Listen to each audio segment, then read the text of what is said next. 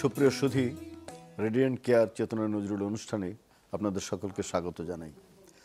জাতীয় কবি কাজী নজরুল ইসলামের সমগ্র জীবনব্যাপী যে মানব কল্যাণের চিন্তা, সেই চিন্তাটিকে আমরা আমাদের বাংলাদেশের জাতীয় জীবনে নানাভাবে আনবার চেষ্টা করেছি, যুক্ত করবার চেষ্টা করেছি।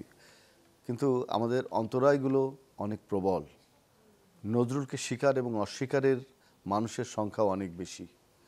নজরুল কবি কি কবি না, নজরুল সঙ্গীত অজ্ঞ কি অজ্ঞ না, সেগুলো নিয়েও কিন্তু মানুষের নানা রকম মতভেদ বিভেদ আছে। কিন্তু এই প্রবল সৃষ্টিশীল মানুষটিকে কেউ কখনো দমিয়ে রাখতে পারেনি। তিনি মানুষের হৃদয়ে, গণমানুষের হৃদয়ে যতটা আছেন, প্রতিষ্ঠানে ততটা নেই। অর্থাৎ প্রতিষ্ঠান বিরোধী মানুষ হিসেবেই নজরুল আমাদের কাছে এখনও পর্যন্ত প্রতিভাত।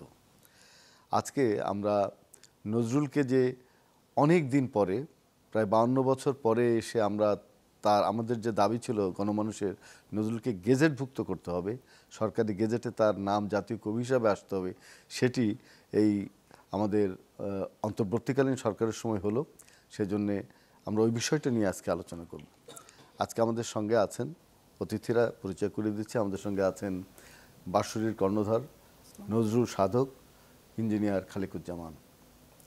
আমাদের সঙ্গে আছেন দেশের বিশিষ্ট নজরুল সঙ্গীত শিল্পী শহীদ কবির পলাশ। আর আজকে যারা বাজাবেন, তবলায় আছেন অপূর্ব, শিমু আছেন কিবোর্ডে।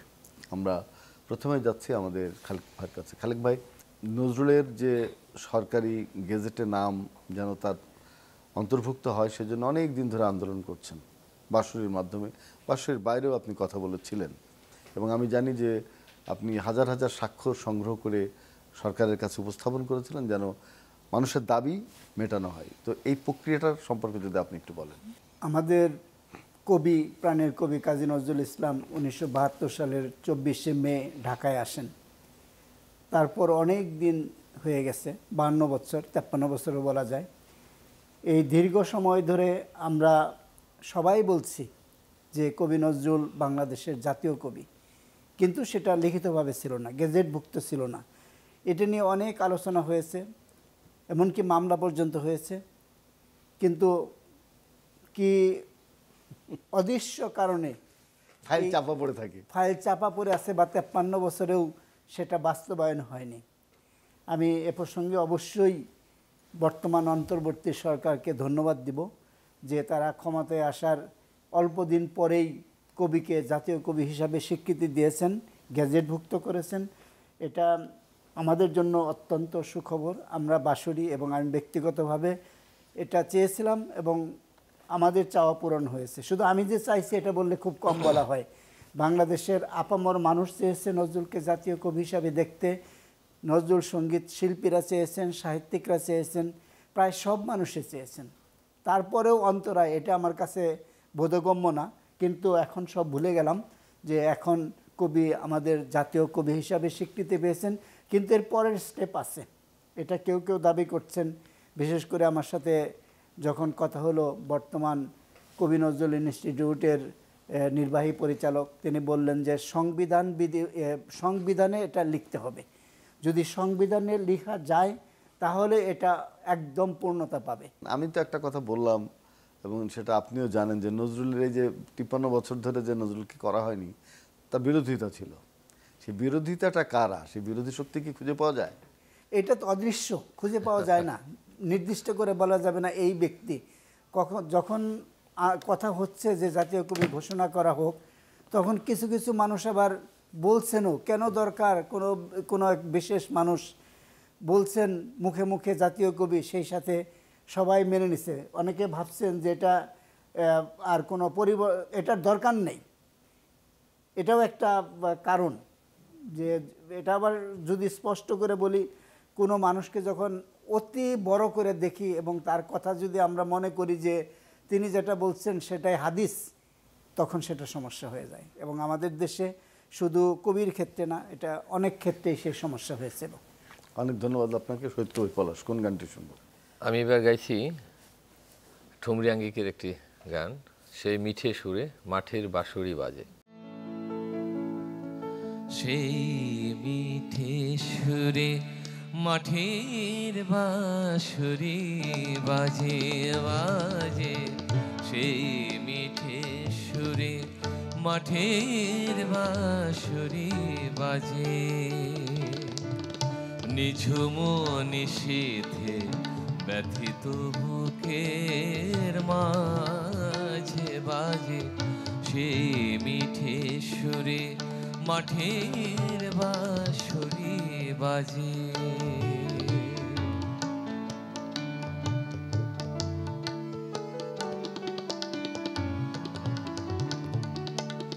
মনে পড়ে যায়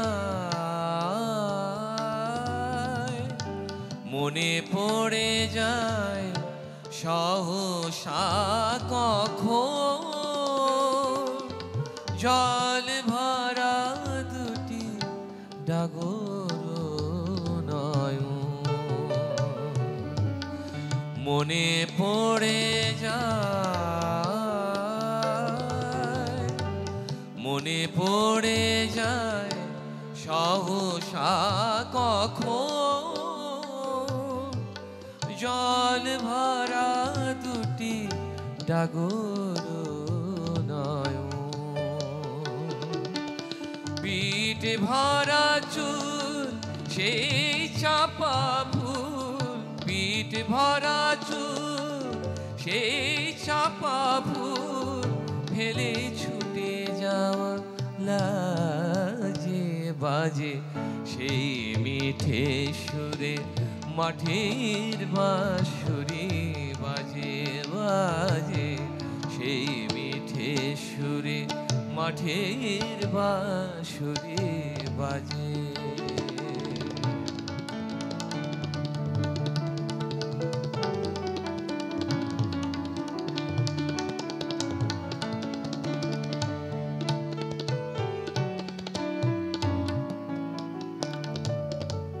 হারানো সেদিন পাবো না গো আর ফিরে দেখিতে পাবো না আর সে কিশোরী রে দেখিতে পাবো না আর সে কিশোরী রে দেখিতে পাবো না আর সে কিশোরী রে তবু মাঝে মাঝে আশা জাগে কেন আমি ভুলে আছি ভুলেনি সে যেন তবু মাঝে মাঝে আশা জাগে কেন আমি ভুলে আছি ভুলেনি সে যেন গোমতীর তীরে পাতার কুটিরে গোমতীর তীরে পাতার কুটিরে আজও পথ চাই সাজে বাজে সেই মিঠে সুরে মাঠের বাঁশরি বাজে বাজে সেই মিঠে সুরে মাঠের বাঁশরি বাজে নিঝুম নিশীথে ব্যথিত বুকের মাঝে বাজে সেই মিঠে সুরে মাঠের বাঁশরি বাজে বাজে সেই মিঠে সুরে মাঠের বাঁশরি বাজে অসাধারণ এই গানটি আমরা কম শুনি খুব বেশি শোনা যায় না এই গানটি অসাধারণ আর পলাশ খুব মন দিয়ে গানটি গিয়েছে অনেক ধন্যবাদ আমরা একটু বিরতিতে যাই প্রিয় দর্শক আপনারা দেখছেন রেডিয়েন্ট কেয়ার চেতনায় নজরুল যাচ্ছে বিরতিতে আশা করছি থাকবেন আমাদের সঙ্গে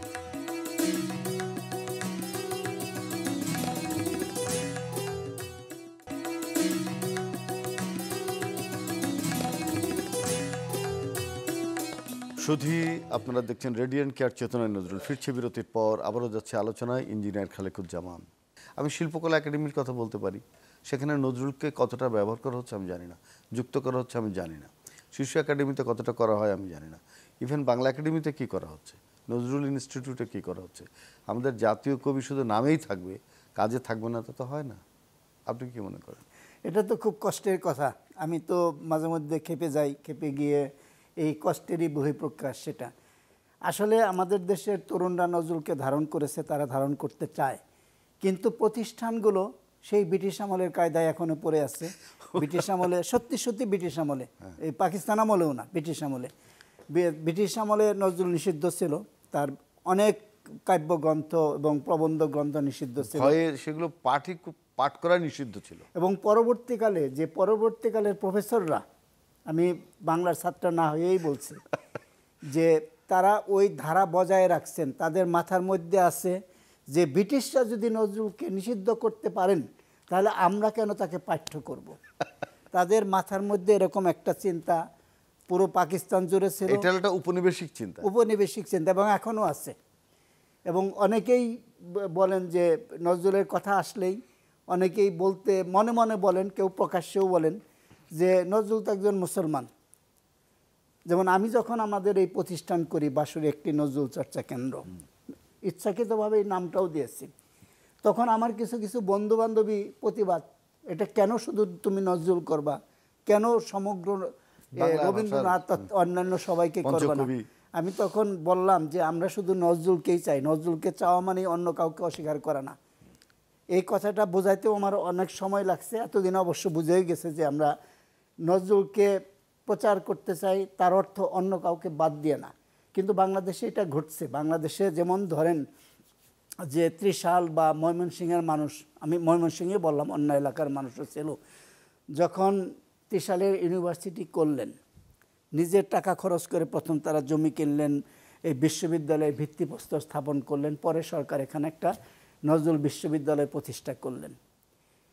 পরে দেখা গেল কি, প্রথমে আসলো তারা যারা তৈরি করছেন তারা তো একটা সাধারণ ইউনিভার্সিটি করার জন্য এটা করেন নাই, তারা চাইছিলেন একটা সাংস্কৃতিক বিশ্ববিদ্যালয় হোক। কিন্তু পরবর্তীকালে এই সরকার বা সরকারের সাথে যারা যুক্ত তারা এটাকেই শুধু একটা ইউনিভার্সিটিই করলেন, নামেই জাতীয়, মানে অন্যান্য পাবলিক বিশ্ববিদ্যালয়ের মতোই সেরকমই। যেমন কবি নজরুল কলেজ, বুয়েটে একটা হল আছে কবি নজরুল হল, এরকম একটা হল, তার মধ্যে নামের। এটা হলো সমস্যা। তারা এটাও আরেকটা খুবই বাজে দিক, বললে অনেকেই অসন্তুষ্ট হবেন, অনেকে নজরুলকে ওইভাবে বাঙালি সংস্কৃতির ধারক এবং বাহকও মনে করেন না। এটা একটা মানুষের চিন্তার মধ্যে আছে, যে চিন্তা থেকে বেরোনো মুশকিল। একটা প্রচণ্ড ধাক্কা দেওয়া, আমার মতো আরও যদি 1000 লোক 5000 লোক ধাক্কা দেয় তখন এটা হবে। কিন্তু আমাদের মানসিকতার মধ্যে ওই সংকীর্ণতাটা রয়ে গেছে। কেন রয়ে গেছে সেটার একটা বিরাট আলোচনার বিষয়, আমি ওইটা নিয়ে আলোচনা করছি না, করব এক সময় আলোচনা। হ্যাঁ, কিন্তু আমাদের মানসিকতার মধ্যে এটা রয়ে গেছে যে একদিকে ব্রিটিশ উপনিবেশিকবাদী চিন্তা, আর একটা হচ্ছে এই যে পরবর্তীকালের যে সাম্প্রদায়িক চিন্তা, কিছুটা পাকিস্তানি চিন্তাও আছে। পাকিস্তানি চিন্তা, সাম্প্রদায়িক চিন্তা সবই আছে একাকার। নজরুল একই সাথে, ওই জন্যই তো বলছি নজরুল শিকার অস্বীকার নিয়ে নানা রকম কথা আছে। নজরুল যে এই আমার কৈফিয়ত কবিতাটা লিখেছিলেন, এর কবিতাটার প্রতিটা লাইন এখনো সত্য, এখনো সত্য। অনেক ধন্যবাদ শহীদ কবির পলাশ। এবার গাইছি আমি এটা আধুনিক পর্যায়ের গানই। খালেক ভাই, যাও মেঘ দুধ দিও প্রিয়ার হাতে, একদম শুনি আমরা, গাইছি। যাও মেঘ দুধ দিও প্রিয়ার হাতে, যাও মেঘ দুধ দিও প্রিয়ার হাতে, আমার বিরহ লিপি লেখাকে আপাতে, আমার বিরহ লিপি লেখাকে আপাতে, যাও মেঘ দুধ দিও প্রিয়ার হাতে।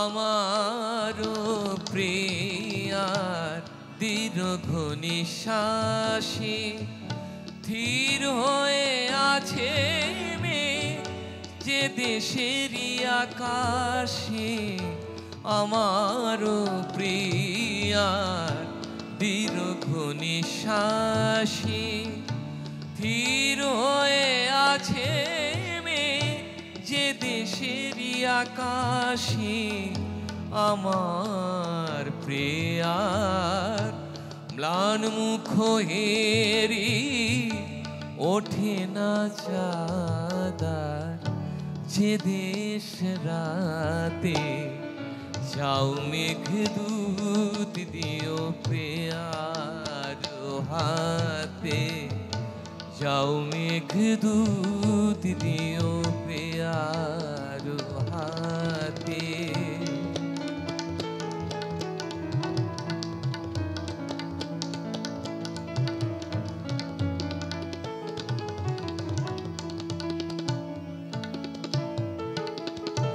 পাইবে যে দেশে কুন্তল সুরভি বকুল ফুলে, আমার প্রিয়া কাঁদে এলায় কে সেই মেঘনা কুলে। পাইবে যে দেশে কুন্তল সুরভি বকুল ফুলে, আমার প্রিয়া কাঁদে এলায় কে সেই মেঘনা কুলে। স্বর্ণলতার সম যার ক্ষীণ করে বারে বারে কঙ্কন চুড়ি খুলে পড়ে। স্বর্ণলতার সম যার ক্ষীণ করে বারে বারে কঙ্কন চুড়ি খুলে পড়ে। মুকুল বয়সে যথা বর্ষার ফুল দল, মুকুল বয়সে যথা বর্ষার ফুল দল, বেদনায় মুরুছিয়া আছে আঙিনাতে, আছে আঙিনাতে। যাও মেঘদূত দিও প্রিয়ার হাতে, আমার বিরহ লিপি লেখাকে আপাতে, আমার বিরহ লিপি লেখাকে আপাতে। যাও মেঘদূত দিও প্রিয়ার হাতে, যাও মেঘদূত দিও প্রিয়ার হাতে, যাও মেঘদূত দিও প্রিয়ার হাতে।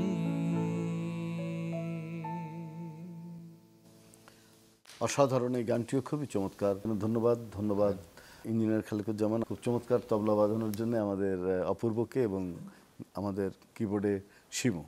ভালো বাজিয়েছেন আপনারা সবাই, অসংখ্য ধন্যবাদ সকলকে। প্রিয় দর্শক, রেডিয়েন্ট কেয়ার চেতনায় নজরুল অনুষ্ঠানে আজকে আমরা নজরুলের যে অন্তর্বর্তীকালীন সরকার গেজেট প্রকাশ করলো জাতীয় কবি হিসাবে, সেটির জন্য আমরা এই অন্তর্বর্তীকালীন সরকারকে অনেক অনেক সাধুবাদ দিই।